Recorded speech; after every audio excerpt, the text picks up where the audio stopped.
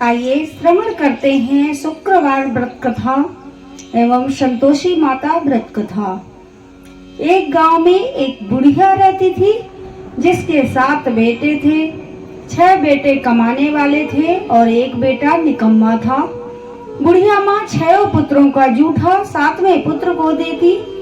7वां पुत्र एक दिन अपनी पत्नी से बोला, देखो मेरी माता का मुझ पर कितना प्रेम है। वह बोली, क्यों नहीं, सबका जूठा बचा हुआ तुमको खिलाती है। वह बोला, जब तक आंखों से ना देख लूं मान नहीं सकता। पत्नी ने हंसकर कहा, देख लोगे तब तो मानोगे। कुछ दिन बाद एक बड़ा त्योहार आया। घर में 7 प्रकार के भोजन और चूरमा के लड्डू बने।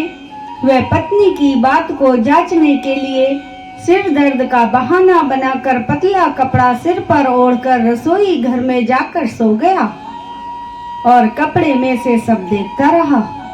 6 भाई भोजन करने आए। उसने देखा माँ ने उनके लिए सुंदर सुंदर आसन बिछाए, 7 प्रकार की रसोई परोसी और आग्रह कर करके उन्हें भोजन कराती रही। वह देखता रहा। 6 भाई भोजन कर उठ गए। तब माँ ने उनकी 6 थालियों में से लड्डुओं के टुकड़ों को उठाया और एक लड्डू बनाया। जूठन साफ कर माँ ने उसे पुकारा, उठ बेटा उठ, तेरे भाइयों ने भोजन कर लिया है, तू भी भोजन कर ले। उसने कहा, माँ मुझे भोजन नहीं करना, मैं परदेश जा रहा हूँ। माता ने कहा, कल जाना है तो आज ही चला जा। वह बोला, हाँ हाँ माँ आज ही जा रहा हूँ। यह कहकर वह घर से निकल गया। चलते समय उसे पत्नी की याद आई। वह गौशाला में कंडे थाप रही थी। वहां जाकर वह बोला, हम जामे परदेश को आवेंगे कुछ काल, तुम रहियो संतोष से धर्म आपनो पाल। वह बोली, जाओ पिया आनंद से हमरो सोच हटाए, राम भरोसे हम रहें ईश्वर तुम्हें सहाय। देव निशानी आपनी देख धरूं मैं धीर, सुध हमरी मत विसारियो रखियो मन गंभीर। वह बोला, मेरे पास तो कुछ नहीं है, ये अंगूठी है सो ले लो और अपनी कोई निशानी मुझे दे दो। वह बोली, मेरे पास क्या है, ये गोबर भरा हाथ है। यह कहकर पत्नी ने उसकी पीठ पर गोबर के हाथ की थाप मार दी। वह चल दिया। चलते चलते दूर देश में पहुंचा। वहां एक साहूकार की दुकान थी। वहां जाकर बोला, सेठ जी मुझे नौकरी पर रख लो। साहूकार को नौकर की सख्त जरूरत थी। साहूकार ने कहा, काम देखकर दाम मिलेंगे। उसने कहा, सेठ जी जैसा आप ठीक समझे। उसे साहूकार के यहाँ नौकरी मिल गई। वह वहाँ दिन रात काम करने लगा। कुछ दिन में दुकान का सारा लेन देन, हिसाब किताब, ग्राहकों को माल बेचना, सारा काम करने लगा। साहूकार के 7-8 नौकर और थे। वे सब चक्कर खाने लगे, लेकिन उसने अपनी लगन, परिश्रम और ईमानदारी से सभी को पीछे छोड़ दिया। उसे अपने किए का फल मिला। सेठ ने भी उसका काम देखा और 3 महीने में ही उसे मुनाफे में साझीदार बना लिया। परिश्रम करते करते 12 वर्ष में ही वह नगर का नामी सेठ बन गया और सेठ अपना सारा कारोबार उस पर छोड़कर बाहर चला गया। इधर उसकी पत्नी पर क्या बीती यह सुनो। सास ससुर उसे दुख देने लगे। गृहस्थी का सारा काम करवाकर उसे लकड़ी लेने जंगल में भेजते। इसी बीच घर की रोटियों के आटे से जो भूसी निकलती उसकी रोटी बनाकर रख दी जाती और फूटे नारियल के खोपड़े में पानी दिया जाता। इस तरह दिन बीतते रहे। एक दिन वह जब जंगल में लकड़ी लेने जा रही थी, तब उसे रास्ते में बहुत सी स्त्रियां संतोषी माता का व्रत करती दिखाई दी। वह वहां खड़ी होकर पूछने लगी, बहनों, यह तुम किस देवता का व्रत करती हो और इसके करने से क्या फल मिलता है? इस व्रत के करने की क्या विधि है? यदि तुम अपने इस व्रत का विधान मुझे समझाकर कहोगी तो मैं तुम्हारा बड़ा एहसान मानूंगी। उनमें से एक स्त्री बोली, सुनो, यह संतोषी माता का व्रत है। इसके करने से निर्धनता दरिद्रता का नाश होता है, लक्ष्मी आती है, मन की चिंताएं दूर होती हैं, मन को प्रसन्नता और शांति मिलती है, निपुति को पुत्र मिलता है, प्रीतम बाहर गया हो तो शीघ्र लौट आता है, कुंवारी कन्याओं को मन पसंद वर मिलता है, चलता मुकदमा खत्म हो जाता है, कलह कलेश की निवृत्ति हो, सुख शांति होती है, घर में धन जमा हो, धन जायदाद का लाभ होता है तथा और भी मन में जो कुछ कामना हो सब संतोषी माता की कृपा से पूरी हो जाती हैं, इसमें संदेह नहीं है। वह पूछने लगी, यह व्रत कैसे किया जाता है, यह भी बताओ तो बड़ी कृपा होगी। वह स्त्री कहने लगी, बिना परेशानी श्रद्धा और प्रेम से जितना भी बन सके प्रसाद लेना, 5.25 पैसे से 5.25 आने तथा इससे भी अधिक और भक्ति के अनुसार गुड़ और चना लें। हर शुक्रवार को निराहार रहकर कथा कहना सुनना, कथा कहते और सुनते समय इसके बीच क्रम ना टूटे, लगातार नियम पालन करना, सुनने वाला कोई ना मिले तो घी का दीपक जलाकर उसके आगे जल के पात्र को रखकर कथा कहना, परंतु नियम ना टूटे। जब तक कार्य सिद्ध ना हो नियम पालन करना और कार्य सिद्ध हो जाने पर ही व्रत का उद्यापन करना। 3 मास में माता पूरा फल प्रदान करती हैं। यदि किसी के ग्रह खोटे हैं तो भी माता 1 वर्ष में अवश्य उनको अनुकूल करती हैं। कार्य सिद्ध होने पर ही उद्यापन करना, बीच में नहीं। उद्यापन में 2.5 सेर आटे का खाजा तथा इसी अनुसार खीर तथा चने का साग बनाना, 8 बच्चों को भोजन कराना, जहाँ तक मिले देवर जेठ भाई बंधु कुटुंब के लड़के लेना, ना मिले तो रिश्तेदारों और पड़ोसियों के लड़के बुलाना, उन्हें भोजन करा यथाशक्ति दक्षिणा दें। माता का नियम पूरा करना, ध्यान रखना उस दिन घर में कोई खटाई ना खाए। यह सुनकर वह वहां से चल दी। रास्ते में लकड़ी के बोझ को बेच दिया और उन पैसों से गुड़ चना ले माता के व्रत की तैयारी कर आगे चली। रास्ते में संतोषी माता के मंदिर में जा माता के चरणों में लौटने लगी, विनती करने लगी, माँ मैं दीन हूँ, निपट मूर्ख हूँ, व्रत के नियम कुछ भी नहीं जानती और मैं बहुत दुखी हूँ। हे माता मेरा दुख दूर करें, मैं तुम्हारी शरण में हूँ। माता को दया आई। एक शुक्रवार बीता कि दूसरे शुक्रवार को ही उसके पति का पत्र आया और तीसरे शुक्रवार को उसका भेजा हुआ पैसा आ पहुंचा। यह देखकर जेठानी मुंह से कोड़ने लगी, इतने दिनों बाद इतना पैसा आया, इसमें क्या बड़ाई है। लड़के ताने देने लगे, काकी के पास अब पत्र आने लगे, रुपया आने लगा, अब तो काकी की खातिर बढ़ेगी, अब तो काकी बुलाने से भी नहीं बोलेगी।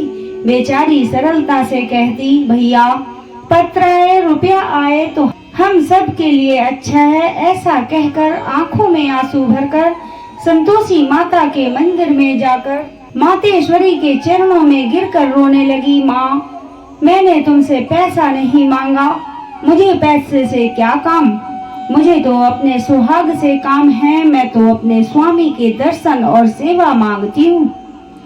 तब माता ने प्रसन्न होकर कहा, जा बेटी तेरा स्वामी जल्दी आ जाएगा। यह सुन खुशी से बावली हो घर जाकर काम करने लगी। संतोषी माँ विचार करने लगी, इस भोली पुत्री से मैंने कह तो दिया कि तेरा पति शीघ्र लौट आएगा, पर आएगा कहाँ से, वह तो इसे स्वप्न में भी याद नहीं करता, उसे इसकी याद दिलाने तो मुझे ही जाना पड़ेगा।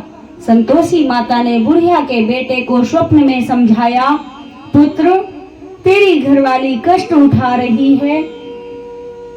वह बोला, माता यह तो मुझे भी मालूम है, परंतु क्या करूं, वहाँ कैसे जाऊं, परदेश की बात है, लेन देन का सारा हिसाब किताब है, कोई जाने का रास्ता नजर नहीं आता, आप ही कोई राह दिखाएं, मैं वहाँ कैसे जाऊं।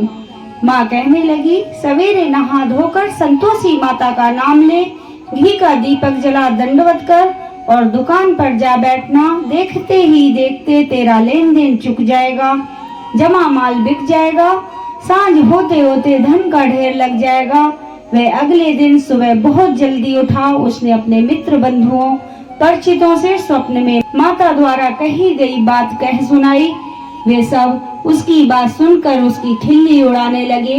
वे कहने लगे कि कहीं सपने भी सच होते हैं। एक बूढ़ा व्यक्ति बहुत समझदार था। वह बोला, देखो भाई, मेरी बात मानो, इस तरह सांच और झूठ कहने के बदले देवता ने जैसा कहा है वैसा ही करने में तेरा क्या जाता है। बूढ़े की बात मानकर नहा धोकर उसने संतोषी माता को प्रणाम किया, फिर घी का दीपक जलाकर दुकान पर जा बैठा। शाम तक धन का ढेर लग गया। वह बहुत हैरान हुआ, मन में संतोषी माता का नाम ले प्रसन्न हो घर जाने के वास्ते गहना कपड़ा व सामान खरीदने लगा।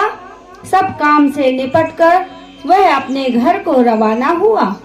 उधर उसकी पत्नी जंगल में लकड़ी लेने गई। लौटते वक्त थक जाने के कारण संतोषी माता के मंदिर पर विश्राम करने बैठ गई। यह तो उसका रोज का रुकने का स्थान था। धूल उड़ती देख उसने माता से पूछा, हे माता, ये धूल कैसी उड़ रही है। माता ने कहा, हे पुत्री, तेरा पति आ रहा है। अब तू ऐसा कर, लकड़ियों के 3 बोझ बना ले, एक नदी के किनारे रख, दूसरा मेरे मंदिर पर और तीसरा अपने सिर पर रख। तेरे पति को लकड़ी का गट्ठा देखकर मोह पैदा होगा। यह वहाँ रुकेगा, नाश्ता पानी बना खाकर माँ से मिलने जाएगा। तू लकड़ी का बोझ उठाकर जाना और बीच चौक में गट्ठा डालकर 3 आवाजें जोर से लगाना, लो सासू जी, लकड़ियों का गट्ठा लो, भूसे की रोटी दो, नारियल के खोपड़े में पानी दो। आज कौन मेहमान आया है। संतोषी माँ की बात सुनकर वह बहुत अच्छा माँ कहकर प्रसन्न मन से लकड़ियों के 3 बोझ बना कर ले आई। एक नदी के तट पर रखा, दूसरा माता के मंदिर पर रखा। इतने में ही मुसाफिर वहां आ पहुंचा। सूखी लकड़ी देख उसको इच्छा हुई कि अब यहीं विश्राम कर लें और बना खाकर गांव को चलें। इस प्रकार भोजन कर विश्राम कर वह अपने गांव में आ गया। उसी समय बहू सिर पर लकड़ी का गट्ठा लिए आ रही थी। उसने गट्ठा को आंगन में डाल जोर से 3 आवाजें दी, लो सासू जी, लकड़ी का गट्ठा लो, भूसी की रोटी दो, नारियल के खोपड़े में पानी दो। आज कौन मेहमान आया है। ये सुनकर सास ने अपने दिए हुए कष्टों को भुलाने के लिए कहा, बहू, तू ऐसा क्यों कहती है, तेरा मालिक ही तो आया है। बैठ, मीठा भात खाकर कपड़े गहने पहन ले। पत्नी की आवाज सुनकर उसका स्वामी बाहर आया और उसके हाथ में पहनी अंगूठी देख व्याकुल हो गया। उसने माँ से पूछा, माँ, ये कौन है। माँ बोली, बेटे, ये तेरी पत्नी है। आज 12 वर्ष हो गए जब से तू गया है, तब से सारे गांव में जानवर की तरह भटकती फिरती है, काम काज कुछ करती नहीं, 4 समय आकर खा जाती है। अब तुझे देखकर भूसी की रोटी और नारियल के खोपड़े में पानी मांग रही है। वह बोला, माँ, मैंने इसे भी देखा और तुम्हें भी देखा। मुझे दूसरे घर की चाबी दो, मैं उसमें जाकर रहूंगा। माँ ने कहा, बेटा, तेरी जैसी मर्जी। कहकर माँ ने चाबी का गुच्छा बेटे के सामने रख दिया। उसने दूसरे घर को खोलकर सारा सामान जमाया। एक ही दिन में वहां राजा के महल जैसा ठाठ बाट बन गया। अब क्या था, वह सुख भोगने लगे। अगला शुक्रवार उसने पति से कहा, मुझे संतोषी माता का उद्यापन करना है। पति बोला, बहुत अच्छा, खुशी से कर लो। वह उद्यापन की तैयारी करने लगी। जेठ के लड़कों को भोजन के लिए कहने गई। उन्होंने मंजूर किया, परंतु पीछे से जेठानी ने अपने बच्चों को सिखाया, देखो रे, भोजन के समय सब लोग खटाई मांगना, जिससे उसका उद्यापन पूरा ना हो सके। लड़के भोजन करने आए, खीर पेट भर खाई, परंतु याद आते ही कहने लगे, हमें कुछ खटाई दो, खीर खाना हमें भाता नहीं, देखकर अरुचि होती है। बहू कहने लगी, खटाई किसी को नहीं मिलेगी, ये संतोषी माता का व्रत है। लड़के बोले, लाओ पैसे लाओ। भोली बहू कुछ नहीं जानती थी, उसने उन्हें पैसे दे दिए। लड़कों ने बाजार जाकर उन पैसों से इमली खरीदी और खाई। यह देखकर बहू पर माता जी ने कोप किया। राजा के दूत उसके पति को पकड़ कर ले गए। अब सब मालूम हो जाएगा जब जेल की रोटी खाएगा। बहू से ये वचन सहन नहीं हुए। वह संतोषी माता के मंदिर में गई और कहने लगी, माता तुमने ये क्या किया, हंसा कर क्यों रुलाने लगी? माता बोली, पुत्री तूने मेरा व्रत भंग किया है, इतनी जल्दी सारी बातें भुला दी। वह बोली, माता भूली तो नहीं हूँ, ना कोई अपराध किया है, मुझे तो लड़कों ने भूल में डाल दिया, मुझे क्षमा करो माँ। माँ बोली, ऐसी भी कहीं भूल होती है? वह बोली, अब कोई भूल नहीं होगी। अब बताओ मेरे पति कैसे आएंगे? माँ बोली, पुत्री जा, तेरा पति तुझे रास्ते में ही आता मिलेगा। वह मंदिर से निकलकर बाहर आई तो रास्ते में उसे अपना पति आता हुआ मिला। उसने पूछा, कहाँ गए थे? वह बोला, इतना धन जो कमाया है उसका कर राजा ने मांगा था, वह भरने गया था। वह प्रसन्न होकर बोली, भला हुआ, अब घर चलो। फिर अगला शुक्रवार आया। वह बोली, मुझे माता का उद्यापन करना है। पति ने कहा, ठीक है करो। वह फिर से जेठ के लड़कों से भोजन को कहने गई। जेठानी ने लड़कों को सिखा दिया कि तुम पहले ही खटाई मांगना। लड़के भोजन करने बैठे, लेकिन भोजन करने से पहले ही कहने लगे, हमें खीर पूरी भाती नहीं, जी बिगड़ता है, कुछ खटाई खाने को दो। वह बोली, खटाई खाने को नहीं मिलेगी, खाना है तो खाओ। लड़के उठकर चले गए। उनके उठकर चले जाने पर उसने ब्राह्मणों के लड़के बुलाकर भोजन कराया। दक्षिणा की जगह उन्हें एक एक फल दिया, जिससे संतोषी माता प्रसन्न हो गई। माता की कृपा से 9 माह बाद उसको चंद्रमा के समान एक सुंदर पुत्र की प्राप्ति हुई। पुत्र को लेकर वह प्रतिदिन संतोषी माता के मंदिर में जाने लगी। माँ ने सोचा कि ये रोज आती है, आज क्यों ना मैं इसके घर चलूं, इसका आसरा देखूं तो सही। ये विचार कर माता ने भयानक रूप बनाया, गुड़ और चने से सना मुख, ऊपर से सूंड के समान ओठ, उस पर मक्खियां भिनभिना रही थी। दहलीज पर पैर रखते ही उसकी सास चिल्लाई, देखो रे, कोई चुड़ैल डाकिन चली आ रही है, लड़कों इसे भगाओ नहीं तो सबको खा जाएगी। बहू रोशनदान से देख रही थी, वहीं प्रसन्न हो उठी और बोली, आज मेरी माँ मेरे घर आई है। यह कहकर दूध पीते बच्चे को गोद से उतार दिया। इस पर उसकी सास क्रोध से भरकर बोली, अरे राण, इसे देखकर कैसी उतावली हुई है जो बच्चे को पटक दिया। इतने में माँ के प्रताप से जहाँ देखो वहीं लड़के ही लड़के नजर आने लगे। वह बोली, माँ जी, मैं जिनका व्रत करती हूँ ये वही संतोषी माता हैं। इतना कहकर उसने झट से घर के सारे किवाड़ खोल दिए। सबने माता के चरण पकड़ लिए और विनती कर कहने लगी, हे माता, हम मूर्ख हैं, अज्ञानी हैं, तुम्हारे व्रत की विधि नहीं जानते, तुम्हारा व्रत भंग कर हमने बड़ा अपराध किया। हे माता, आप हमारे अपराधों को क्षमा करो। इस प्रकार बार बार कहने पर संतोषी माता प्रसन्न हुई। इसके बाद उसकी सास कहने लगी, हे संतोषी माता, आपने बहू को जैसा फल दिया वैसे सबको देना। यह कथा जो पढ़ता और सुनता है उसके सभी मनोरथ पूर्ण हो जाते हैं। बोलिए संतोषी माता की जय।